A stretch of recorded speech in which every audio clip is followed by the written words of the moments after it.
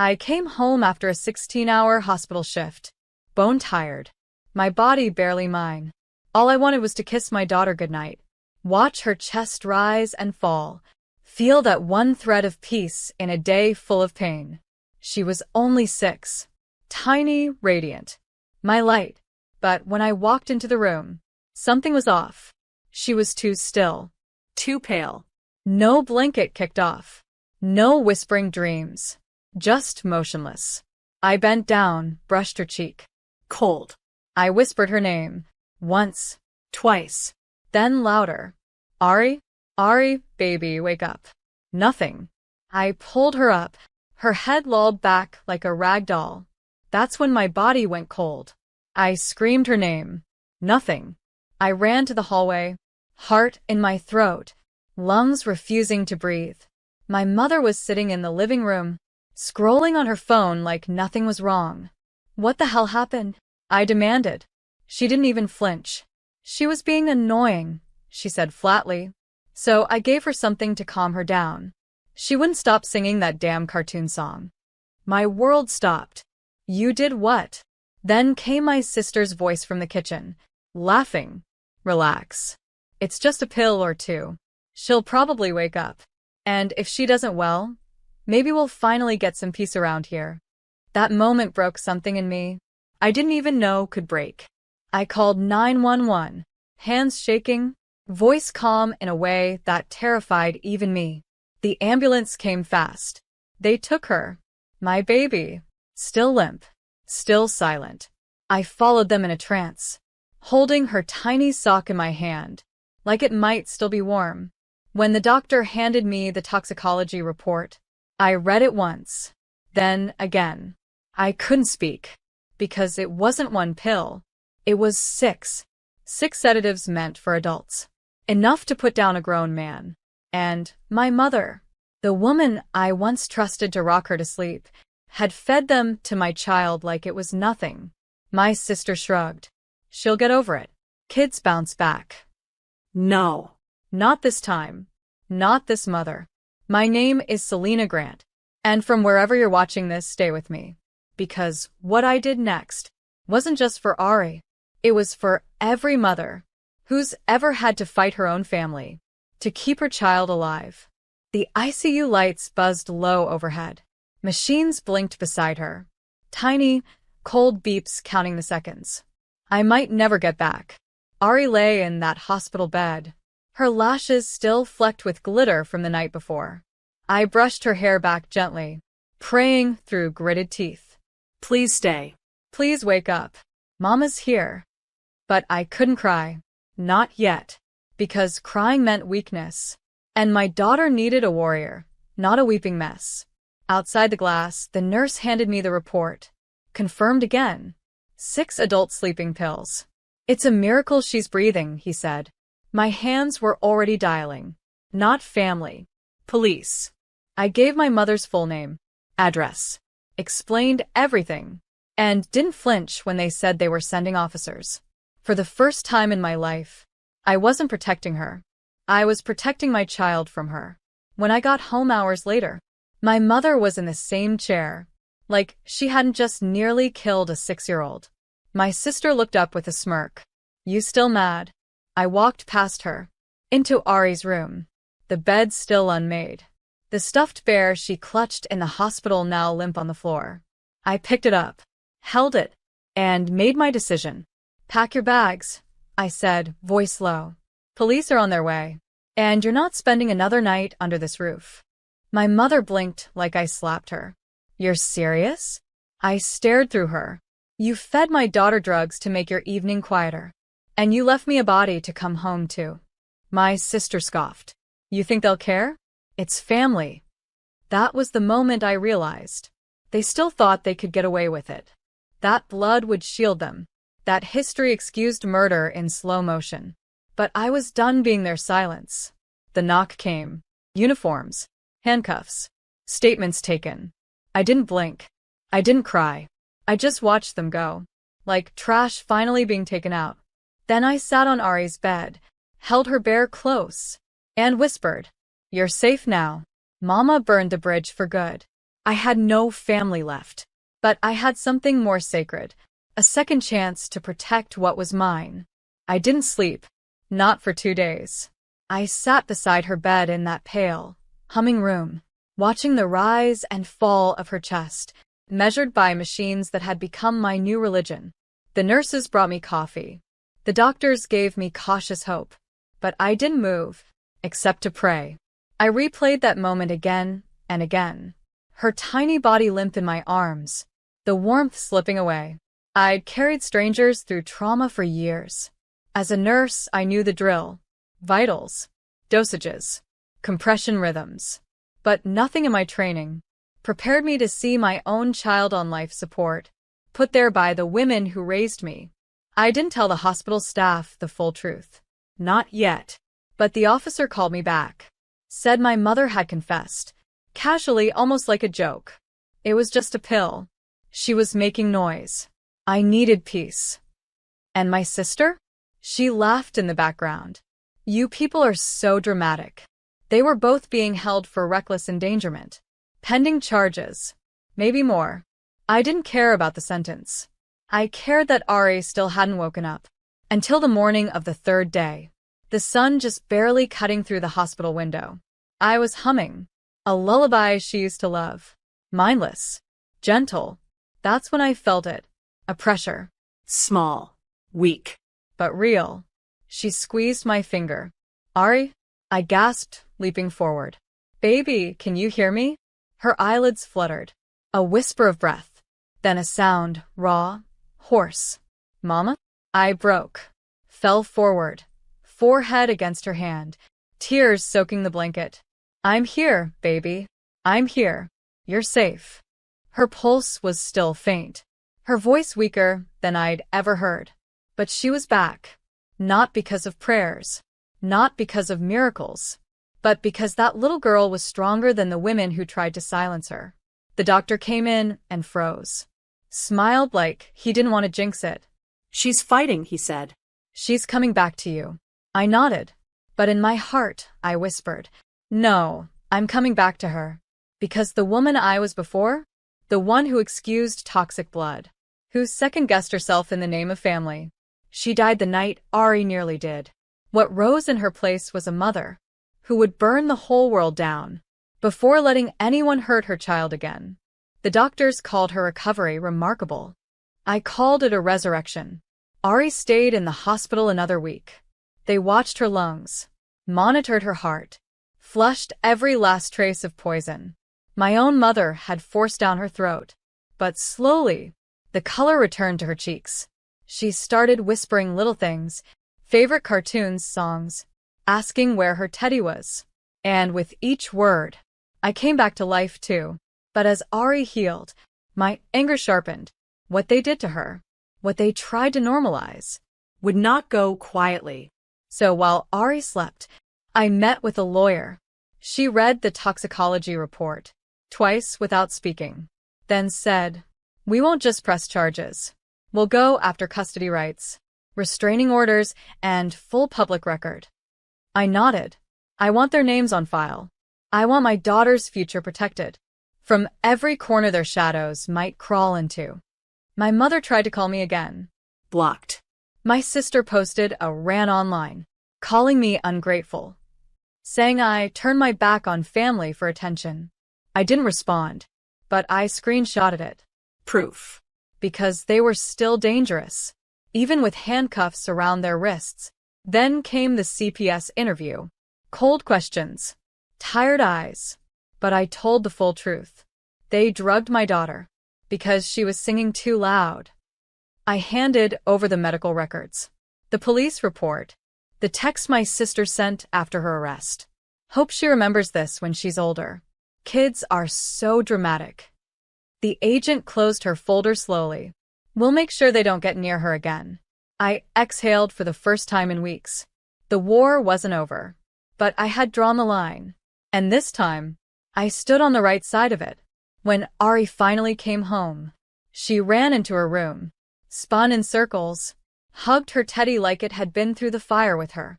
Then she looked up at me and said, Mama, we don't have to see mean grandma anymore, right? I bent down, held her face in my hands. No, baby. Never again. Mama made sure of that. Because from this moment on, I wasn't just her mother. I was her sword and her shield. And I swore, on everything I had left, they would never touch her again. 2 weeks after Ari came home, I got the letter. Not an apology. Not remorse. A legal notice. My mother and sister had hired a lawyer. They were claiming wrongful arrest, saying I'd exaggerated events. Out of stress. Stress. As if nearly killing my daughter was a misunderstanding. As if drugging a 6-year-old was something families just work through. Their argument? She's unstable. She works long shifts. She's exhausted. Maybe she misunderstood.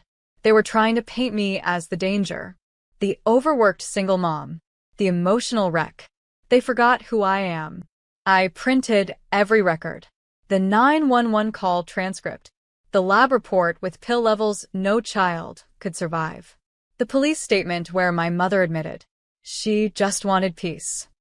And I filed a counterclaim. Defamation. Emotional trauma. Endangerment. The lawyer I'd hired didn't flinch. She said, "This won't be a negotiation. This is the nail in their coffin."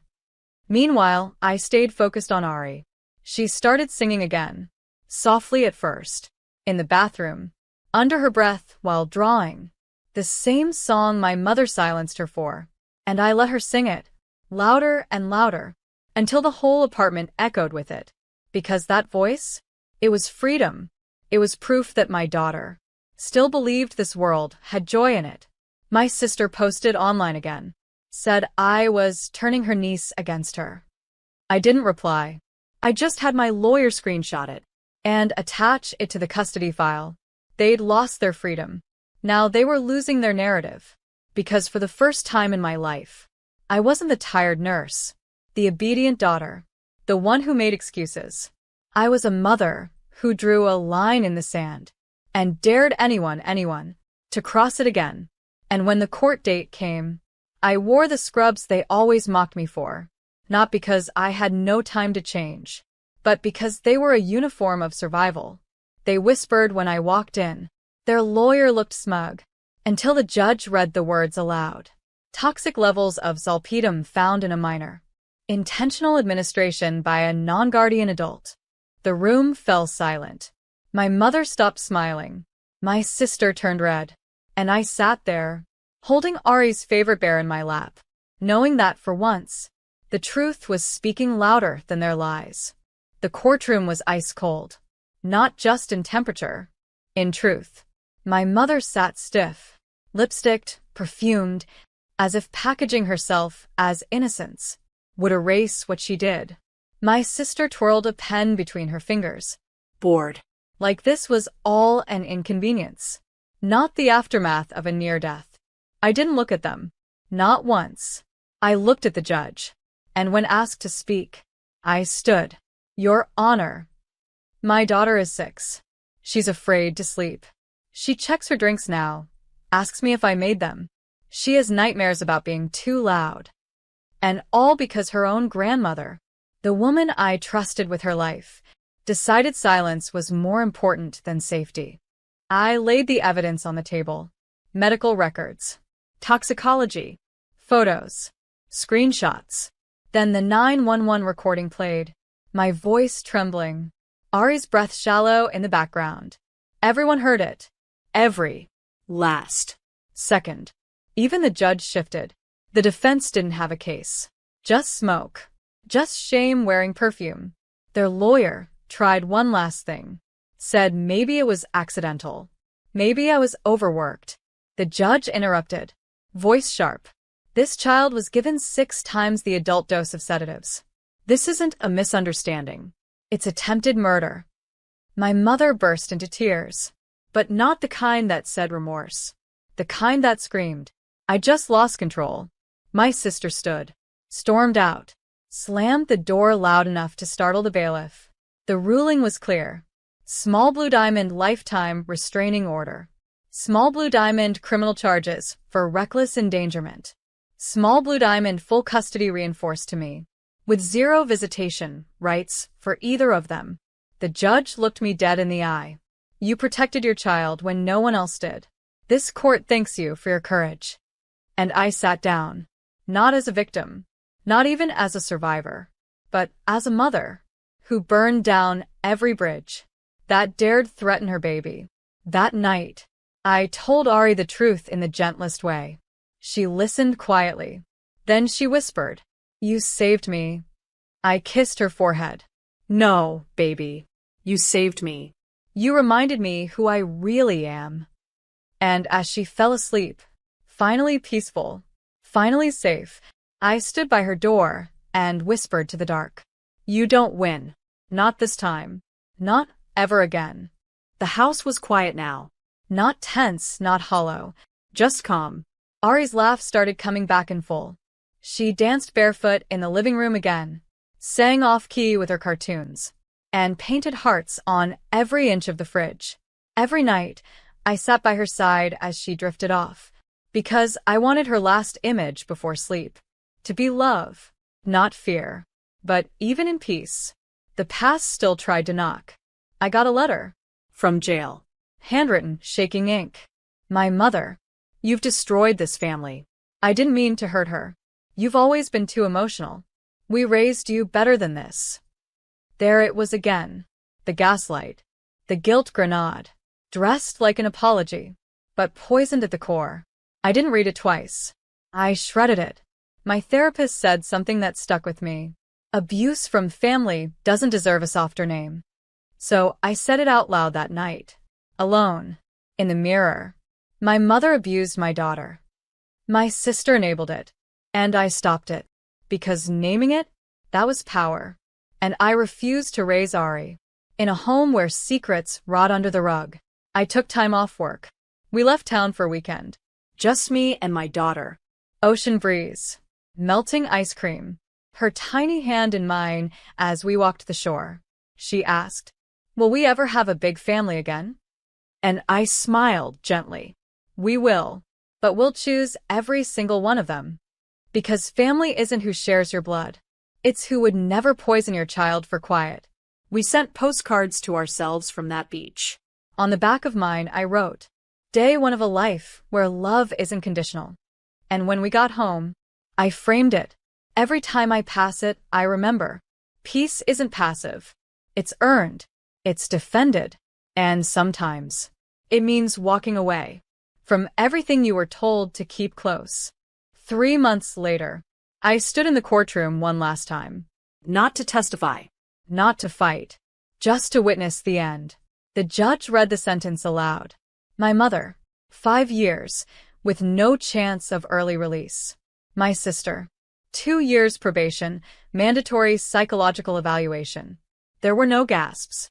No begging. Just silence. The kind that comes when the truth finally finishes speaking. I didn't flinch.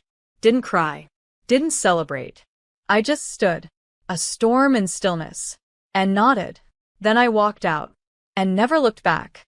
Outside, the sun was warm. Ari waited on the steps, swinging her legs, hugging the bear that survived everything with her. "Did the bad people go away?" she asked. I knelt down, brushed the hair from her cheek. "Yes, baby. They're gone. And they're never coming back." We drove home with the windows down. Her voice, singing, laughing. Free again. Not small. Not scared.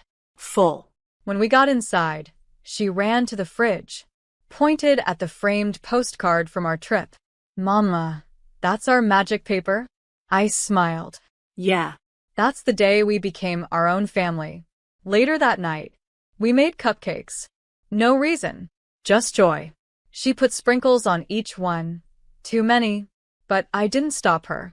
We danced in the kitchen, her arms flung wide, spinning in circles like she was trying to catch every ounce of happiness. And me? I just watched.